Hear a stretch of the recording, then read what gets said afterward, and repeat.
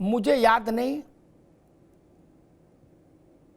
कांग्रेस ने जो जिठानी है गठबंधन में, या सास कह लो कांग्रेस इंडिया गठबंधन में, उसने सड़कों पर कब जोरदार संघर्ष किया मुझे याद नहीं।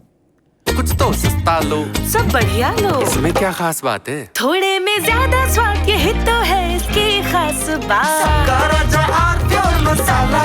प्रायोजक हैं cancer healer centre, a new beginning. Samajwadi party ने 1 लाख 2 लाख 4 लाख लोगों में जेल भरो आंदोलन कभी उत्तर प्रदेश में किया हो? नवेद को याद नहीं होगा ना, नहीं कि 5 लाख लोग जेल भर दिए, नहीं कभी नहीं किया ना।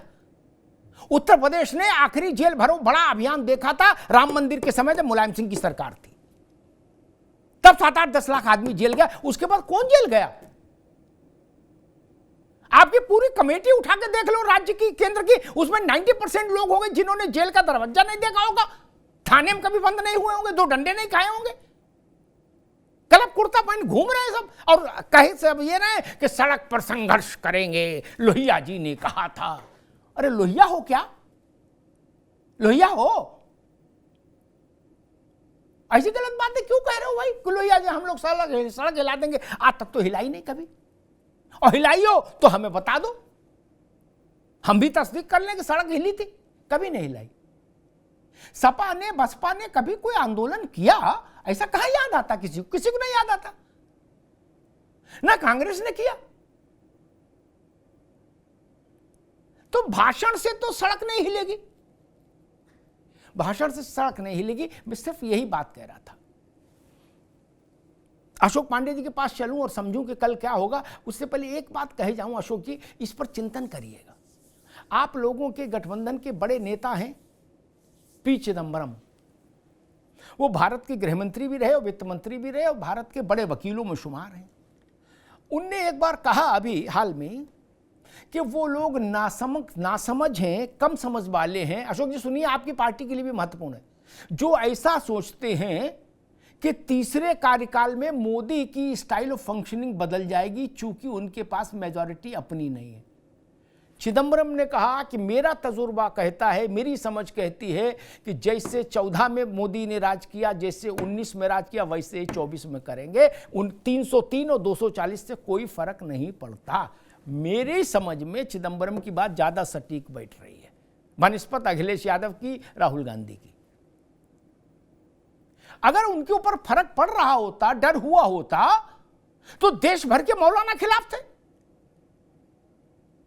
नहीं लाते ना बिल। और बिल नहीं लाते तो कौन से मुकदमा हो जाता उन पर, नहीं लाए। बहुत सारे बिल जेपीसी में पड़े रहे,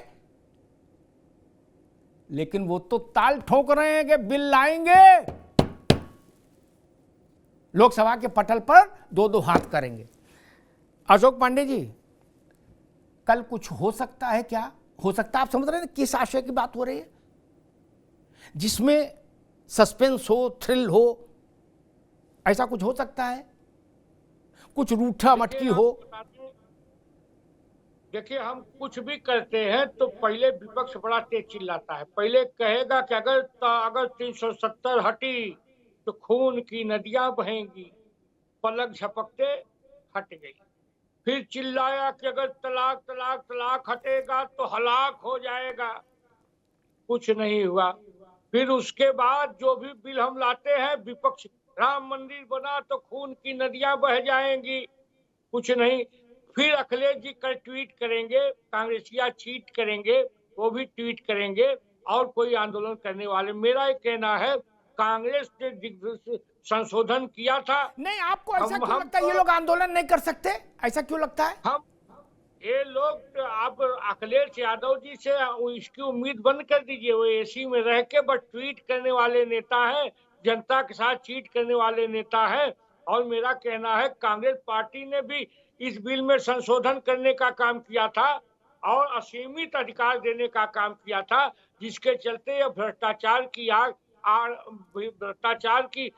चढ़ गया उस पे। मेरा कहना है कि निश्चित तौर पे इस कानून को पारदर्शी बनाना चाहिए। भारतीय जनता पार्टी ये प्रयास कर रही है, ताकि इसमें यह है कि ये अदालत में कोई नहीं जा सकता। दूसरी बात, किसी को वक्फ की जमीन कहने के लिए आपको इतना समय देना पड़ेगा। निश्चित तौर पे पार्लियामेंट से लेके हर कहीं भी वक्फ की जमीन बता देना ये दुर्भाग्यजनक है। मेरा कहना है इसमें जो व्याप्त भ्रष्टाचार है दूर करने का बिल होगा, पारदर्शिता के आधार पे होगा और निश्चित तौर पे इस पे मस्जिद वगैरह की जो एक दिग्भ्रमित करने का प्रयास है, इसके अंतर्गत मस्जिद वगैरह की जमीन कहीं नहीं है। ये विपक्ष दिग्भ्रमित करने का प्रयास कर रहा है, हर बिल पे दिग्भ्रमित करने का प्रयास करता है। यह दिग्भ्रमित विपक्ष कल मुंह की खाएगा, इसमें कोई दो राय नहीं है। अब इसका उत्तर तो अशोक जी देंगे कि मुंह की खाएगा कि नहीं खाएगा, लेकिन मौलाना साहब मैं इसी बेसिक चीज को समझना चाह रहा हूं। मैंने विश्वनाथ प्रताप सिंह को अपनी आंखों से, क्या अपनी आंख, गूगल से नहीं, अपनी आंखों से, अशोक भी आप जी सुनिए, बाहैसियत प्रधानमंत्री जामा मस्जिद की सीढ़ियां चढ़ते और कोर्निश करते देखा। क्या आज जो इमाम है इनके अब्बा को, क्या दिल्ली में, और वहां उन्होंने, नावेद भाई आप भी सुन लो, ऐसे किससे ये गूगल पर नहीं मिलेंगे ना। वहां बड़े इमाम साहब जो थे इनके अब्बा अब्दुल्ला बुखारी, उनने उस वक्त नौजवान को मिलवा दिया, बोले भाई विश्वनाथ प्रताप इसको देखो, ये लड़का अच्छा, इसको कोई एडजस्ट करो। क्या वो लड़का राज्यसभा में चला गया और उसके बाद राजदूत हो गया। क्या मौलाना साहब ये जलवा जलाल हमने देखा, हमने। आज ये स्थिति हो गई, सब बोल रहे हैं कि तुम्हें मेरी कसम बिल के साथ मत जाना, और फिर भी सब कह रहे हैं हम वोट देंगे साथ में। टीडीपी ने तो अनाउंस ही कर दिया, सारी उम्मीदें तोड़ दी। अब क्या चूड़ियां तोड़ें लोग, बताओ चंद्रबाबू के नाम पर क्या करें मौलाना साहब? जी देखिए, ये बात बिल्कुल सही है कि मौलाना अब्दुल्ला बुखारी साहब इस तरीके से राजनीति करते थे, और उन्होंने जिसको प्रपोज किया था उनका नाम मीम अफजल साहब है। और वो खोल रहे हैं महाराज हम जी। तो खैर मुझे मालूम है, बिल्कुल आपकी बिल्कुल दुरुस्त बात है, कैसे कहा, कैसे क्या किया, क्या हुआ। बहरहाल वक्फ संशोधन बिल जो है ये इस वक्त ज़रूरत है, और समाजवादी पार्टी के दौर में सबसे ज़्यादा गलत इस्तेमाल हुआ, और आज़म खान ने तो जिसको चाहा, जहाँ चाहा, जिस तरह चाहा वो कब्जे करा दिए। और मुझे खूब मालूम है, एक बड़े अधिकारी हैं, मैं नाम नहीं लूँगा, ऑफिसरान का, मुझे बताते थे, हम भी परेशान थे कि किसी भी कमेटी को, मस्जिद की कमेटी अगर बनवाना होती थी, दरगाह की कमेटी, ईदगाह की कमेटी, तो वहाँ बग़ैर पैसा लिए दिए नहीं बन सकता था। और मौजूदा जो आप चेयरमैन हैं, मैं आपको बताऊँ, हैरत होगी आपको, मौजूदा जो चेयरमैन हैं, ये जो है मौजूदा जो चेयरमैन है, ये सबसे पहले चेयरमैन इनको बनाया था मायावती जी ने अपने दौर में, फिर ये पूरा कार्यकाल किया उन्होंने, फिर उस बाद में अखिलेश यादव जी आ गए, तो अखिलेश यादव की पसंद हो गए मौजूदा चेयरमैन वक्फ बोर्ड लखनऊ, तो अखिलेश यादव के नवाजिशात रहे। फिर उन्होंने रसीद कटा ली आज़म खां के यूनिवर्सिटी की, जौहर यूनिवर्सिटी की रसीद उन्होंने कटा ली। जब उन्होंने रसीद कटा ली तो फिर वो महबूब नज़र हो गए आज़म खां के। फिर उसके बाद में बीजेपी का दौर आया, फिर वो सेटिंग वेटिंग करके फिर यहाँ बीजेपी में भी वो चेयरमैन बन गए।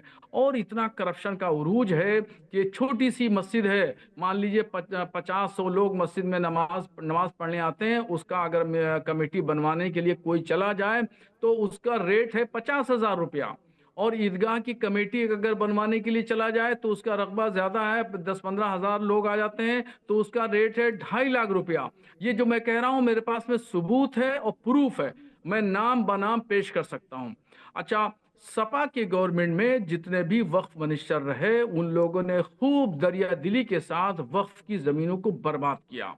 फिर बसपा के दौर में भी यही कुछ हुआ, उसमें कुछ कम हुआ, मगर जो लोग भी वक्फ बोर्ड पे काबिज रहे, मेंबर रहे, संबंधित अधिकारी रहे, जो मंडल डील करते थे या डिस्ट्रिक्ट डील करते थे, क्लर्क हजरात, इन लोगों ने लूट खसोट ऐसी मचाई कि वक्फ की तमाम संपत्तियों को बर्बाद कर दिया।